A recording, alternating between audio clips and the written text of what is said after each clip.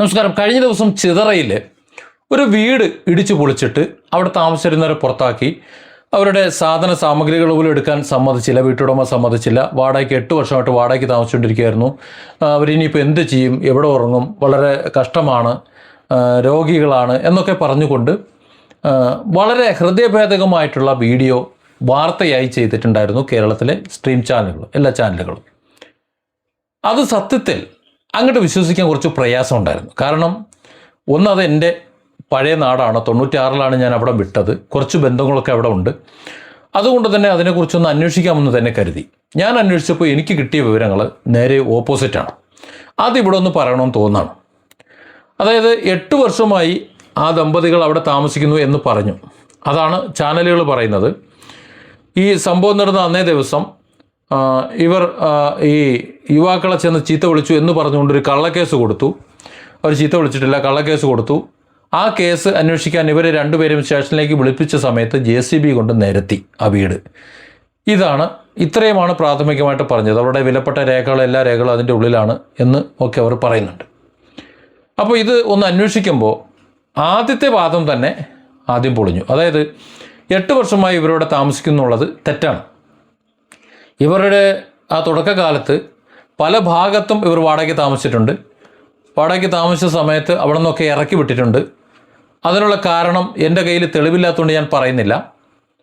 Operation തൂഫാനുമായി ബന്ധപ്പെട്ട മറ്റ് ചില കാര്യങ്ങളാണ് എന്ന് പലരും പറയുന്നതാണ്, തെളിവില്ല. അതുകൊണ്ട് ഞാൻ ഉറപ്പിച്ച് പറയുന്നില്ല. ഏതായാലും അത്ര സുഖകരമല്ലാത്ത സാഹചര്യങ്ങളായതുകൊണ്ടും മറ്റു ചില സാഹചര്യങ്ങൾ ഉള്ളതുകൊണ്ടും ഇവർ നേരത്തെ താമസിച്ചിരുന്ന സ്ഥലങ്ങളിൽ നിന്നൊക്കെ ഇറക്കി വിട്ടിരുന്നു. അങ്ങനെയാണ് ഇവിടെ വന്ന് ഈ ഒരു ഷെഡ് ഈ ആൺമക്കളുടെ, ഇപ്പോൾ ഈ യുവാക്കളുടെ പിതാവ് താമസത്തിന് കൊടുത്തൊരു ചെറിയ വാടക ഈടാക്കിക്കൊണ്ട് കൊടുത്തത്. ഒരു കിണറുണ്ടായിരുന്നു, അത് ഇവർ തന്നെ വൃത്തിയാക്കിച്ച് ഉപയോഗിക്കാനും തുടങ്ങി, താമസത്തിന് തുടങ്ങി. കുറച്ചു കാലം കഴിഞ്ഞപ്പോൾ ഇവർക്ക് ചായ കച്ചവടം നടത്തണമെന്ന് തോന്നി. അങ്ങനെ അതിനാവശ്യമായ ഹോളോ ബ്രിക്സൊക്കെ കൊണ്ടുവന്ന് കുറച്ചൊക്കെ ഒന്ന് കെട്ടി റെഡിയാക്കി കച്ചവടത്തിന് ആവശ്യമായ അതായത് ഹോട്ടൽ അങ്ങനെ വേണമെങ്കിൽ നമുക്ക് പറയാം, ഒരു കട അവിടെ ആയിട്ട് അവർ അങ്ങ് മാറി. അതായത് താമസം വിത്ത് ഷോപ്പ് എന്ന നിലയിലേക്ക് അതങ്ങോട്ട് മാറ്റി. ഇത് ഈ പറഞ്ഞതൊക്കെ ഈ പറയുന്ന ഇതിൻ്റെ ഉടമ അറിയാതെയാണെന്ന് മനസ്സിലാക്കണം. അല്ലാതെ അവർ അറിഞ്ഞുകൊണ്ടോ മറ്റു കാര്യങ്ങളൊന്നുമല്ല. ഏതായാലും ഈ രീതിയിൽ മാറ്റി വാടക കൊടുക്കുന്നുണ്ടായിരുന്നു. എന്നാൽ പിന്നീട് വീണ്ടും ഈ പ്രശ്നങ്ങൾ, നേരത്തെ ഞാൻ പറഞ്ഞതുപോലെയുള്ള പ്രശ്നങ്ങൾ അവിടെ വന്നപ്പോൾ മാറണം എന്നവർ കർശനമായി പറഞ്ഞു. ഇതിനിടയിൽ ഇവരുടെ പിതാവ് മരിച്ചു കഴിഞ്ഞപ്പോൾ ഈ ഓഹരി കിട്ടിയത് ഇവരുടെ മകൾക്കാണ്. അതായത് ഈ വീടിരിക്കുന്ന സ്ഥലം, അതായത് ഈ ഷെഡിരിക്കുന്ന സ്ഥലം ആ മരിച്ചുപോയ അദ്ദേഹത്തിൻ്റെ മകളുടെ പേരിലാണ്. ഈ മാധ്യമങ്ങൾ പറയുന്നത് പോലെ യുവാക്കളുടെ പേരിലല്ല. ആ സഹോദരി, അവരുടെ ഹസ്ബൻഡ്, അവരൊക്കെ താമസിക്കുന്നത് നമ്മുടെ മെയിൻലാൻഡിന് പുറത്താണ്, ഇന്ത്യയുടെ മെയിൻലാൻഡിന് പുറത്താണ്, ഇന്ത്യയിൽ തന്നെ. സ്വാഭാവികമായിട്ടും അവർക്കിവിടെ ചില ഉദ്ദേശങ്ങളുണ്ട്. ഇവിടെ ചില നിർമ്മാണ പ്രവർത്തനങ്ങൾ നടത്തണം, അതിന് ഇവർ മാറിപ്പോകണം. അതുകൊണ്ട് ഇവർ മാറിപ്പോകണമെന്ന് പറഞ്ഞു. ഇവർ മാറിപ്പോയില്ലെന്നും പറഞ്ഞു. പക്ഷേ ഇതിനു മുമ്പ് നടന്ന മറ്റൊരു സംഭവം, ഈ വിഷയങ്ങൾ ഇത്രയധികം വരുന്നതിന് മുമ്പ് നേരത്തെ ഞാൻ പറഞ്ഞതുപോലെ തൂഫാൻ അടിച്ച സമയത്ത് ഇവർ മാറണമെന്ന് പറഞ്ഞപ്പോൾ ഇവർ മാറിപ്പോവുകയും ചെയ്തു. അതായത് താമസം മാറ്റി. ഇപ്പോൾ നിലവിൽ 8 വർഷം കൊണ്ട് താമസിക്കുന്നു എന്ന് പറയുന്ന ഈ വീടിൽ നിന്ന് ഇതിനു മുമ്പ് അവർ വീട് ഒഴിഞ്ഞു പോയി. ഇപ്പോൾ ഉള്ള വയ്യാവേലി ഇവരുടെ തലയിൽ വെച്ച് തന്നെയാണ്, എങ്കിലും ഞാൻ അവിടേക്ക് വരാം. ഒഴിഞ്ഞു പോയിട്ട് പിന്നെ താമസിച്ച സ്ഥലത്ത് നിന്ന് അവരെ ഇറക്കി വിട്ടു. ഇവരുടെ കയ്യിലിരിപ്പ് കൊണ്ട് അവിടെ നിന്ന് ഇറക്കി വിട്ടു.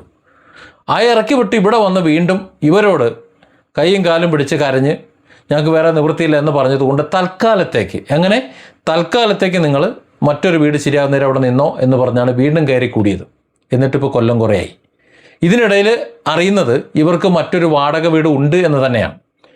ഒരു വാടക വീട് അവർക്കുണ്ട്. വാടക വീട് എടുത്തു എന്ന് മാത്രമല്ല, ആ വാടക വീട് എടുത്ത് അത് മറ്റൊരാൾക്ക് മറിച്ച് വാടകയ്ക്ക് കൊടുത്തേക്കണം. ഈ മേൽവാടക കൊടുത്തു എന്ന് പറഞ്ഞില്ലേ.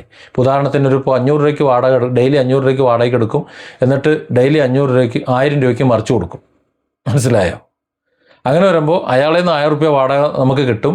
500 രൂപ ഈ കെട്ടിട ഉടമസ്ഥന് കൊടുക്കും, 500 രൂപ നമുക്ക് ലാഭം എന്ന് പറയുന്നത് പോലെ ഒരു വീട് വാടകയ്ക്ക് എടുത്തിട്ട് മേൽവാടകയ്ക്ക് കൊടുത്തേക്കാണ്. അതങ്ങനെ ഒരു വാടക വീടുണ്ട്. അതൊന്ന്. ഇയാളിത് കച്ചവടം കാര്യങ്ങളായിട്ട് നടത്തിക്കൊണ്ട് പോകുന്നു. മറ്റവർക്ക് ഇപ്പോൾ കെട്ടിടം വെക്കാനും അവിടെ ബാക്കിയുള്ള പണി എടുക്കാൻ വേണ്ടിയിട്ട് ഇവർ ഒഴിഞ്ഞു പോകാൻ പറഞ്ഞിട്ട് ഒഴിഞ്ഞു പോകണില്ല. നിർബന്ധമായി ഒഴിഞ്ഞു പോകണമെന്ന് പറഞ്ഞപ്പോൾ അത് ഞങ്ങൾക്ക് കാശ് വേണം എന്നവർ ചോദിച്ചു. 4 ലക്ഷം രൂപ അവർ ചോദിച്ചു എന്നുള്ള ഒരു വർത്തമാനം കേൾക്കുന്നു. ഇവരുടെ ആവശ്യങ്ങൾക്ക് വേണ്ടി സ്ഥലം ഒഴിഞ്ഞു കൊടുക്കണമെന്ന് പറഞ്ഞപ്പോൾ ഇവരുടെ പേരിൽ കൊണ്ടുവന്ന് കേസ് കൊടുക്കുകയാണ്. നമുക്കറിയാലോ ഒരു സിവിൽ കേസ് കോടതിയിലെത്തി എത്ര കാലം നിൽക്കും എന്നുള്ളത്. രണ്ടാമത് കയറി കിടക്കാനൊരു സ്ഥലമില്ല, ഉറങ്ങാനൊരു സ്ഥലമില്ല എന്ന് പറഞ്ഞ് കരഞ്ഞ് കാല് പിടിച്ചപ്പോൾ മറ്റൊരു വാടക വീട് കിട്ടുന്നതുവരെ കയറി താമസിക്കാമെന്ന് കരുതിയിട്ട് വന്നതാണ് ഇവരെ ഒന്ന് കയറ്റി കിടത്തിയത്. അതാണ് ഈ യുവാക്കൾ ചെയ്ത തെറ്റ്, ചെയ്യാൻ പാടില്ലായിരുന്നു. അതിനുശേഷം ഇവർ മാറിപ്പോകുന്നുമില്ല, പിന്നെ വാടകയും കൊടുക്കുന്നില്ല, എന്നാൽ ഇവരായിട്ട് ബുദ്ധിമുട്ടിക്കുകയും ചെയ്യുന്നു. കോടതി കേസ്, പോലീസ് കേസ്, ഇതിനിടയിൽ യുവാക്കൾ അങ്ങോട്ട് കയറരുത് എന്ന് പറഞ്ഞുകൊണ്ട് കോടതി ഉത്തരവ് വന്നു എന്ന് പറയും. ഇതിൻ്റെ അടിസ്ഥാനത്തിലാണ് എന്താ ഹാജരാക്കിയിട്ടാണെന്ന് എനിക്കറിയാൻ വയ്യ. കാരണം ഒരു തരത്തിലും ഇവരുടെ ഭാഗത്ത് ന്യായമില്ല. ഈ മീഡിയകൾ പറഞ്ഞൊക്കെ തെറ്റാണ്. ഒരുപാട് എനിക്ക് ഈ ചാനലിലൂടെ അല്ലെങ്കിൽ ഈ വീഡിയോയിലൂടെ പറയാൻ പറ്റാത്ത ഒരുപാട് കാര്യങ്ങളുണ്ട്. കാര്യം ഞാൻ നിൽക്കുന്ന മറ്റൊരു ഭാഗത്താണ്. വിശ്വസനീയമായ വിവരങ്ങളാണ് പലരും എനിക്ക് തന്നിട്ടുള്ളത്. എനിക്ക് വിശ്വസിക്കാൻ കഴിയുന്ന ആൾക്കാർ തന്നെയാണ് പറഞ്ഞു തന്നെങ്കിൽ കൂടി അതെനിക്കിവിടെ പരസ്യമായിട്ട് പറയാൻ വയ്യ. കാരണം എൻ്റെ കയ്യിൽ അതിൽ എവിഡൻസ് ഇല്ല.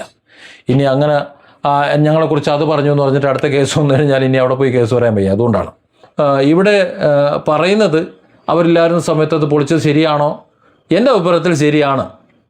കാരണം ഇവർ രണ്ടാമത് കരഞ്ഞ് നിലവിളിച്ച് വന്നപ്പോൾ കയറി കിടത്താൻ നിൽക്കുന്ന സമയത്ത് ഇവർ ആ കാരുണ്യം കാണിച്ചതാണ് തെറ്റ്. മാത്രമല്ല ഇവർ മേൽവാടകയ്ക്ക് കൊടുത്തേക്കുന്ന സ്ഥലമുണ്ടല്ലോ, അവിടെ പോയി താമസിക്കട്ടെ. പിന്നെ ഈ കാലത്ത് നോക്കൂ, വാടകയ്ക്ക് കൊടുക്കാൻ പറ്റുമോ? ഒരു സാധനം ആർക്കും കൊടുക്കാൻ പറ്റാത്തൊരവസ്ഥയാണ്. പിന്നെ ഇറക്കി വിടണമെന്നുണ്ടെങ്കിൽ ഇതാണ് ഇതിൻ്റെ അവസ്ഥ. കരഞ്ഞ് കാല് വിളിച്ച് നിലവിളിച്ച് വന്നു കഴിഞ്ഞാൽ ഒരു രക്ഷയില്ല. എനിക്കും അനുഭവമുണ്ട്, എനിക്ക് സ്വന്തം അനുഭവമുണ്ട്. ഞാൻ ഒരാളെ എന്നോടൊപ്പം കൂട്ടിയത് അവസാനം എന്നോട് ചോദിച്ചാൽ 5 ലക്ഷം രൂപയാണ്. പിന്നെ അത് ഇതൊക്കെ കൊണ്ടാണ് എനിക്കിത് മനസ്സിലാകുന്നത്. ഇമാതിരിയുള്ള പരിപാടിയൊക്കെ ഉണ്ട്. ഏതായാലും ആ വാർത്തയിൽ ഇങ്ങനെ ചില സ്പെല്ലിംഗ് മിസ്റ്റേക്കുകളുണ്ട്. ഈ ചാനൽ റിപ്പോർട്ട് ചെയ്ത പോലെയൊന്നും അല്ല. ആ സ്ഥല ഉടമയുടെ ഭാഗത്താണ് ശരിയായ കാര്യങ്ങൾ. അവർക്ക് വേറെ ഗതിയില്ലാഞ്ഞിട്ടാണ്, വേറെ നിവൃത്തിയില്ലാഞ്ഞിട്ടാണ്. ഇനി ക്യാമത്ത് നാൾ 1-ാം തീയതി കേസ് തീർന്നിട്ട് അവർ കെട്ടിടം ഉണ്ടാക്കിയാൽ മതിയോ? ഇല്ല. അവർ കേസിന് പോട്ടെ, അവർ വിധി സമ്പാദിക്കാൻ പറ്റുമെങ്കിൽ സമ്പാദിക്കട്ടെ. ഏതായാലും യുവാക്കൾ അവിടെ കയറി അതിക്രമിച്ച് കയറിയിട്ടുമില്ല, കോടതി ഉത്തരവ് അവർ ലംഘിച്ചിട്ടുമില്ല, അവരാരെയും വിളിച്ചിട്ടുമില്ല, പൊളിച്ചിട്ടുമില്ല, ഒരു ചുക്കും ചെയ്തിട്ടില്ല. അത് പൊളിച്ചത് അതിൻ്റെ ശരിയായ ഉടമസ്ഥരാണ്. അത് യുവാക്കളുടെ പേരിലല്ല, അത് അവരുടെ സഹോദരിയുടെ പേരുള്ള സ്ഥലമാണ്. ഇവർ പറഞ്ഞു മടുത്തു. അവസാനം പിന്നെ എന്തൊക്കെ പറഞ്ഞാലും അവർക്ക് വേറെ ഒരു നിവൃത്തിയില്ല, അവർ ചെയ്തു. വേറെ എന്താ ചെയ്യേണ്ടി? ഇനി ഇതിൻ്റെ ഉള്ളിലൊരു സദാചാരം കണ്ടുകൊണ്ട് വരുന്നവർ നിങ്ങളാണെങ്കിൽ എന്താണ് ചെയ്യുക? അതും കൂടി ഒന്ന് പറയണം. അപ്പോൾ ചിതറയിൽ നടന്ന സംഭവം എന്ന് പറഞ്ഞാൽ അവിടെ ന്യായം അവരുടെ ഭാഗത്തല്ല, അവിടെ ന്യായം അതിൻ്റെ ആ സ്ഥല ഉടമയുടെ ഭാഗത്താണ്. Different angles. Don't forget to subscribe and support this channel.